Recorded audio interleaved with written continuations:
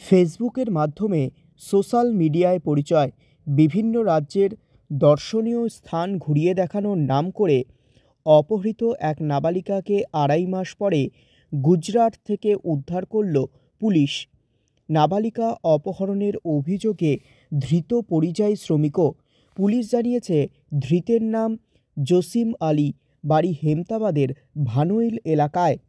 সোমবার রাত্রে অভিযুক্তকে গ্রেপ্তার করে মঙ্গলবার দুপুরে রায়গঞ্জ আদালতে পেশ করেছে হেমতাবাদ থানার পুলিশ। ধৃতকে জেল হেফাজতের নির্দেশ দিয়েছে রায়গঞ্জ আদালতের বিচারক। পাশাপাশি হেমতাবাদের বামনগ্রাম এলাকার নাবালিকাকে গুজরাট থেকে উদ্ধার করেছে পুলিশ।